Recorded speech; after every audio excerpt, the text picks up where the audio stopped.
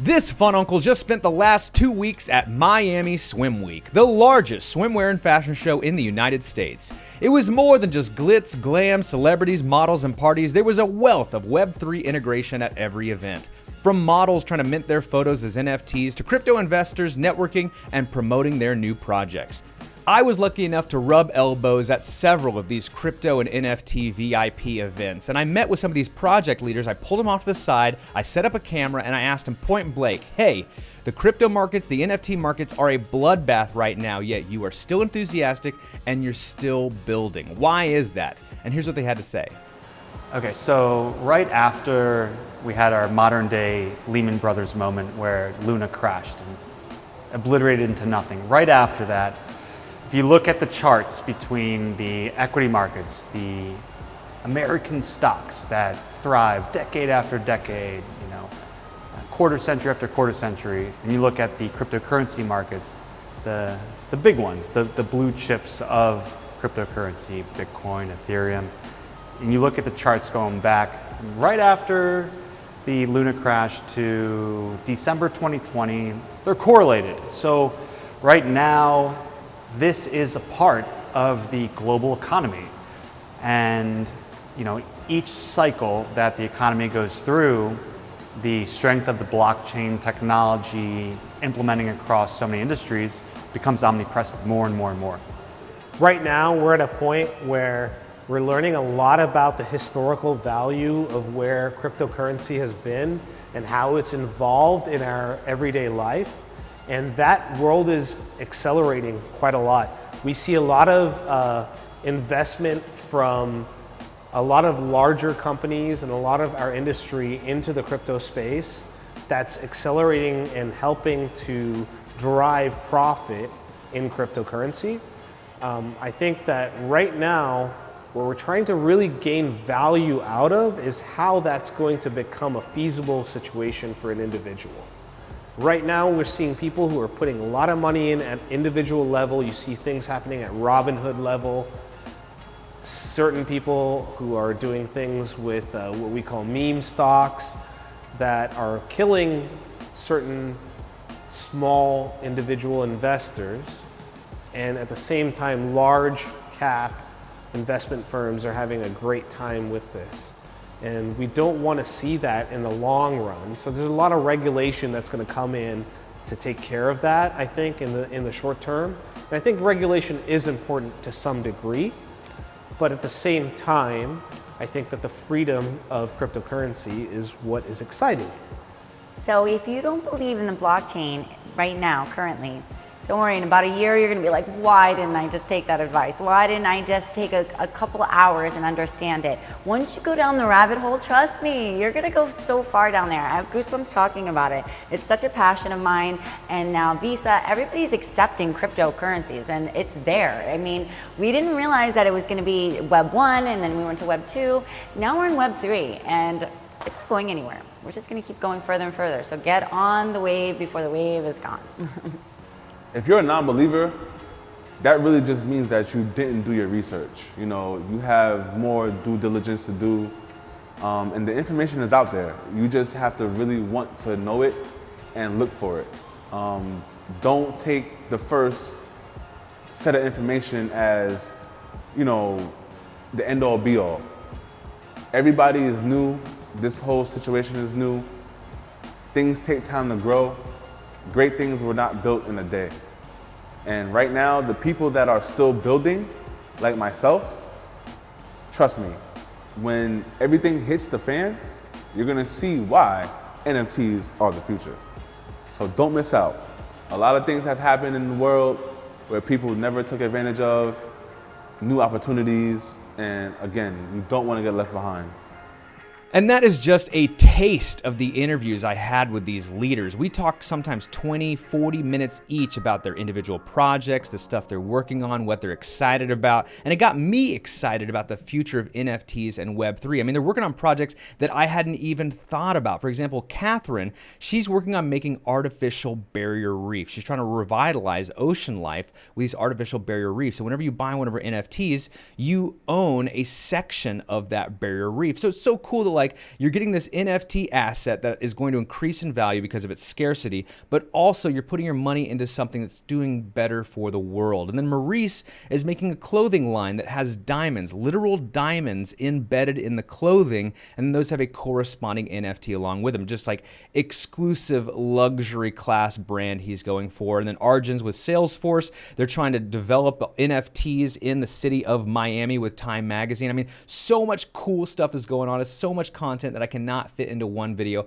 I'll definitely clip those up and put them into content later on. And most importantly is like, I am so exhausted. I just got back from Miami last week and the compounding hangover, and then I had to unpack, do all my laundry. This video alone was a real stretch for me to get out. So thanks for bearing with me on this one. I know the content isn't up to my normal bar, but other than that, Miami was insane. The craziest 2 weeks of my life. I'm going to keep releasing content about the stuff that happened. I have 3 to 4 terabytes of footage just from Miami alone that I have to sift through and put into my content moving forward. But the real thing I want to take out of this, because this is an NFT Web3 focused show, is that there is Web3 NFTs and cryptocurrencies being embedded throughout our lives that we don't even know about. I went to a fashion show, a swimwear fashion show, and there were countless NFT VIP meet and greet opportunities. The tickets were NFTs.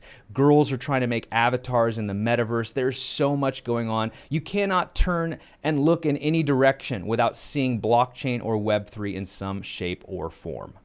And we got some sweet stuff in NFT news for y'all as volume of Solana-based NFTs surpasses Ethereum's numbers. We have a new gaming console for NFT and Web3 gaming, and NFL to offer free commemorative tickets as NFTs in 2022.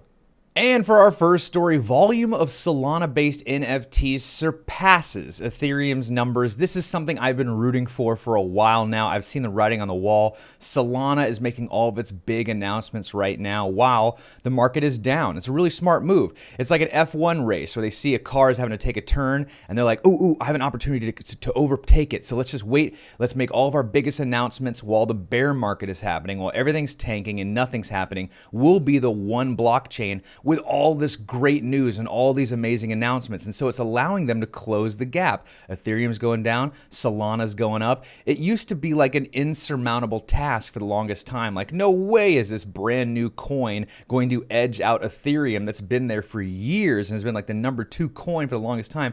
This is absolutely insane. I'm rooting for Solana. They just came out with a phone. They just came out with a store. They're now like one of the leaders in play-to-earn games and NFTs. Solana and their team are making monumental moves, and I am rooting for them right now. They're going to have that #3, #4 spot soon on the crypto market chart, and I cannot wait to see it happen. Go Solana. You're lighting fires and kicking tires. I'm loving it.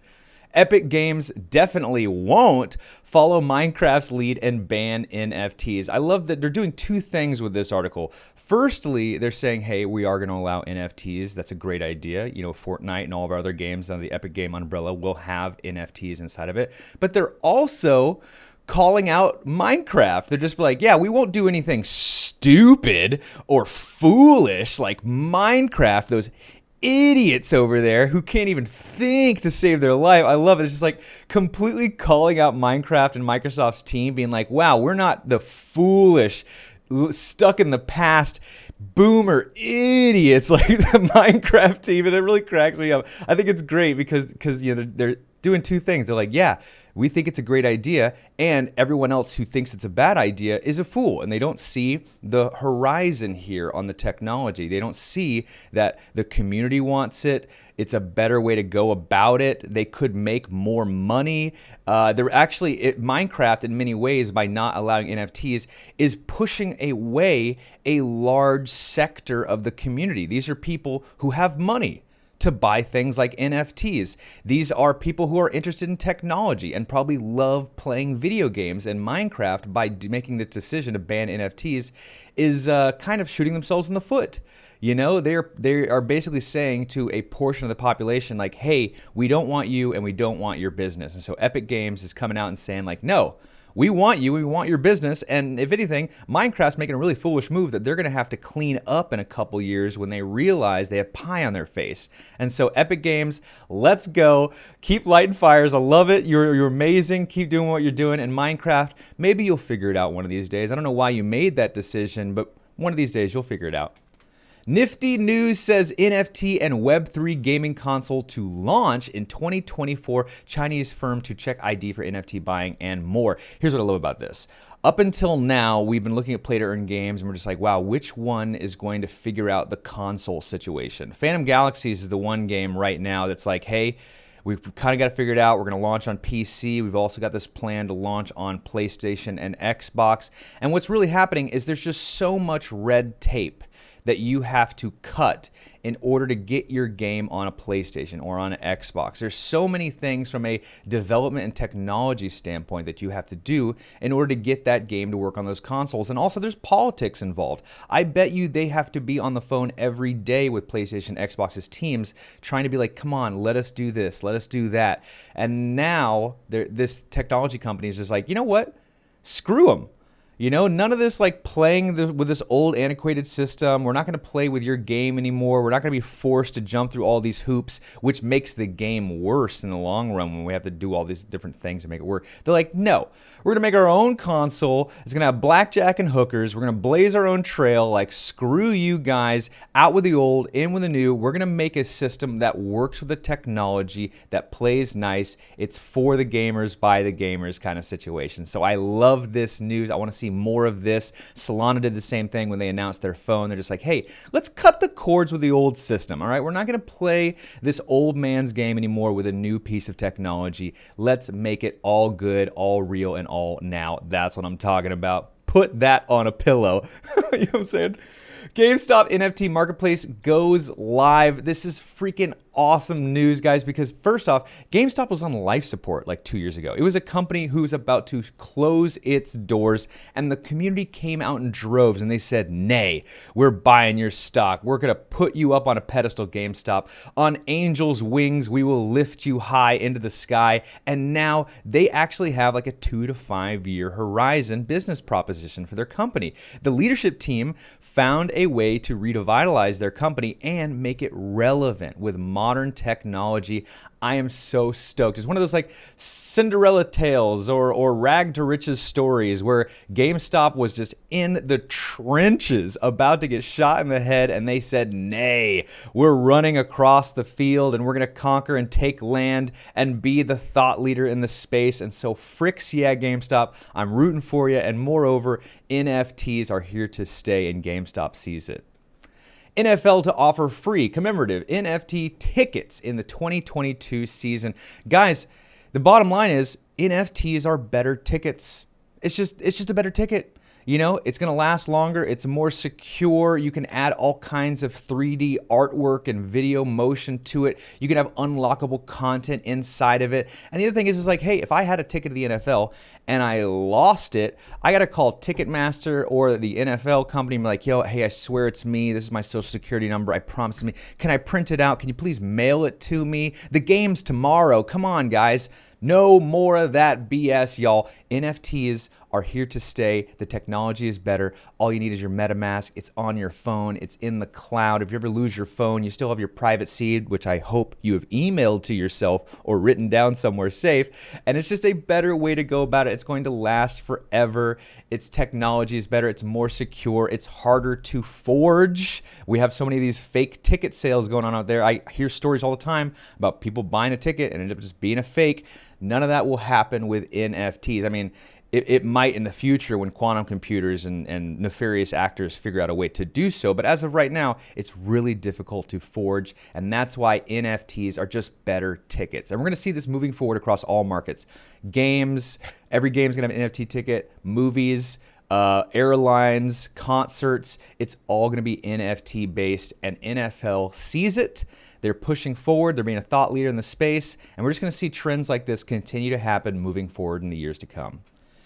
And the last story here, I wanted to end on like a heartwarming story where NFT sales will fund the restoration of physical monuments in Ukraine. What's great here is like life finds a way. You know, things are kind of doom and gloom right now. The war in Ukraine, COVID's still happening, monkeypox. We have this recession going on. But no, NFTs are being used for good. It's not just the technology is great, but the community behind it is trying to make a better world. They're trying to help people out. And that's just heartwarming. You know, I love to see this when it's just bad news all the time. We've had this light at the end of the tunnel that better days will come and it'll be done through NFTs. I love this story and I want to see more of it. We got a real firestorm of Web3 news for y'all as Solana set to open in real-life retail store and Web3 embassy in New York. We have Japan's government approves policy to drive Web3 adoption, and ex-Google CEO says he owns some crypto, but he's more bullish on Web3. And for our first story, money is dumping into the Web3 markets by the hundreds of millions as Immutable X raises $500 million fund to support Web3 gaming and NFT projects. We have crypto lender Nexo spends out $150 million venture arm for Web3 investments and acquisitions. Web3 startup Apatos secures $150 million funding round led by FTX Ventures. SoftBank leads $66 million round for Web3 infrastructure. And even the Words with Friends guy raises $46 million for Web3 game studio. Guys, if this is enough news for you to let you know that the space is booming, the tides are changing, and Web3 is a force to be reckoned with, then I don't know what else to tell you guys, because these venture capital and technology leaders are dumping money by the tens, if not hundreds of millions of dollars into this space because they see the trends. They see this unstoppable force coming their way, and it's one of those like, if you can't beat them, join them, and you know what? They're joining them by the hundreds of millions of dollars. So everyone strap in, tell your friends, hide your kids, hide your wives, because Web3 is coming in hot and you guys got to stake some claim to the territory. Solana set to open in real life retail store and Web3 embassy in New York. There's a little bit of a contradiction happening here. For example, Web3 is supposed to be a decentralized cloud-based entity, for lack of a better phrase.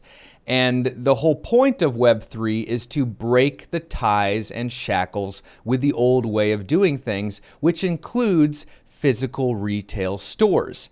What Solana has seen, though, is that the people who have the most money, aka baby boomers and Gen X, don't know about Web3. They are still stuck in the past, going to retail stores and interacting with Web 2 based stuff. And so Solana realized, like, hey, this retail store isn't going to last forever. We're probably going to have it open for 1 year, maybe 2 years tops. The point of the store is to educate the population. We have to meet people where they are. It's one of those, you got to take one step backwards in order to take 2 steps forwards kind of thing. You know, meet people where they are, set up a retail store, start educating the masses, get some more foot traffic, get in the news, start letting people know about the incredible stuff you're doing with the technology. And then once you've educated them, then you fold the store and go back to your cloud-based decentralized Web3 technology. But for the meantime, Solana made this level 3000 space brain genius move where they're like, hey, I know we can keep developing in the space as much as we want,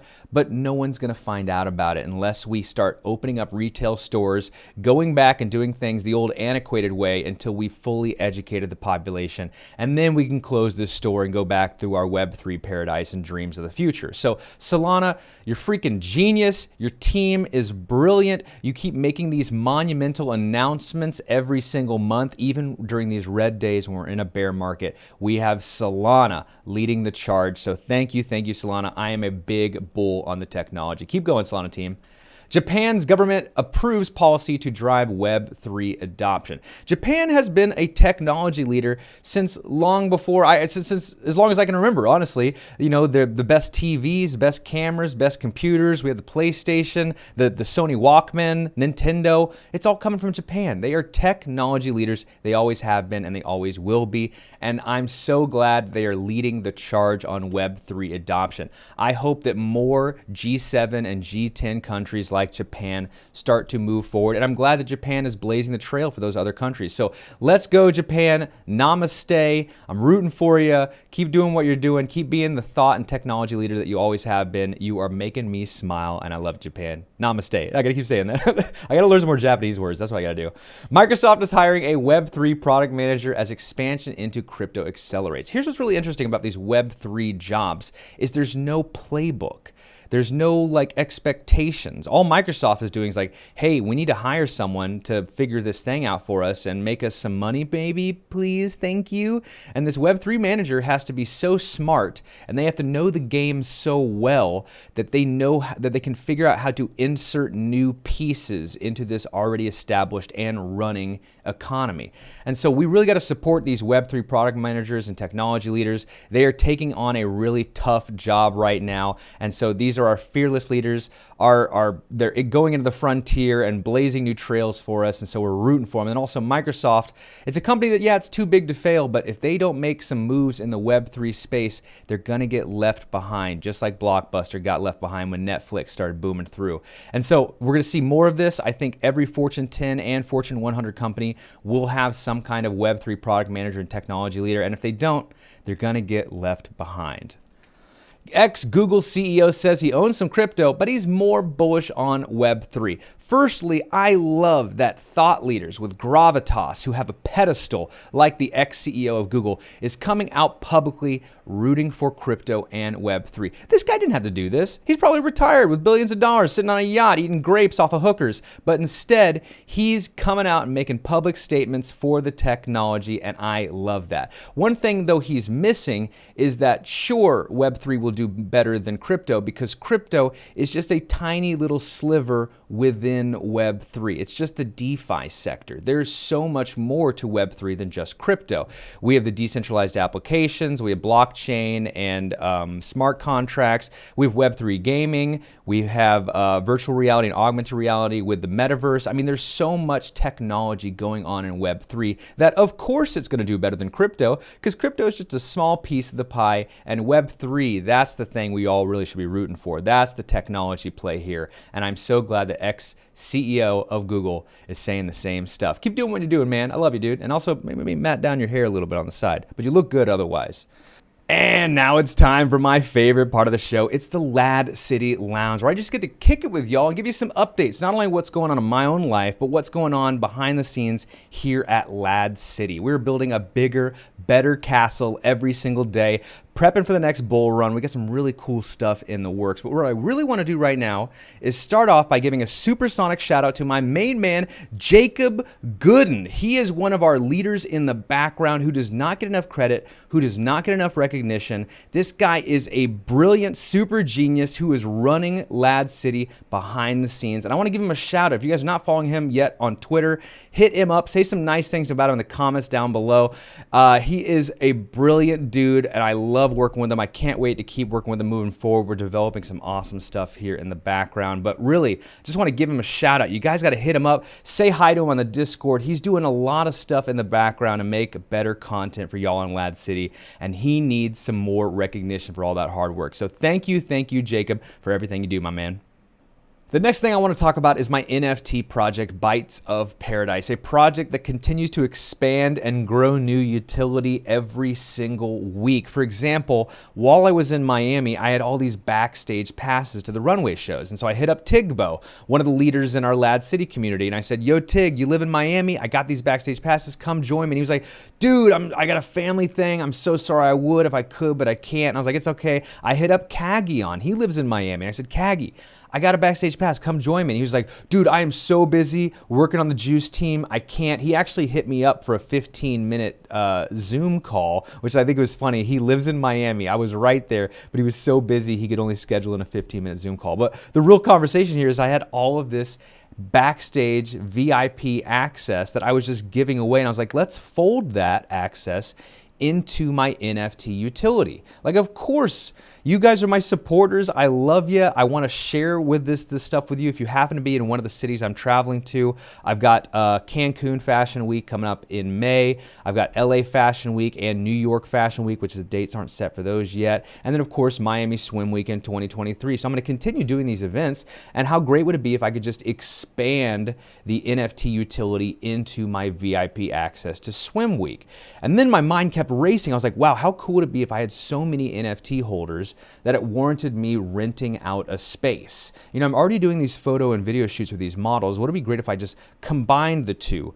rented out a space, set up some studio lighting, did my photo and video shoots indoors, and then had kind of this meet and greet VIP experience with my NFT holders there. That would be, I think that would be a really cool kind of like party. Get a DJ to come out, we'll cater it, have a little after party kind of thing going on. It'd be fun. It'd be a real blast. It'd be cool to have some friends out there.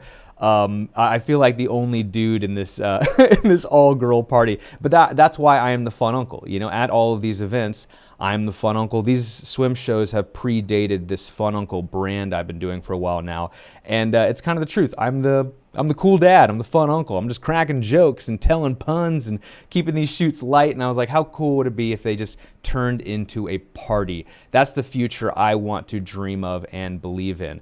But the NFTs are more than just that. Again, I'll have the prize pools. I'm going to have the Web3 content. I'm trying to make more opportunities available for my NFT holders, kind of fast money, ways you can earn income in Web3 kind of ideas. And then also have this VIP exclusive access also built into the utility. You know, when you get one of these NFTs, you get access to me and all the other stuff that comes with it, including Miami Swim Week. And so this is a project I want to keep building, and I want to open the conversation with you, not only my fans, but most importantly, my NFT holders. I want to talk about the mint price.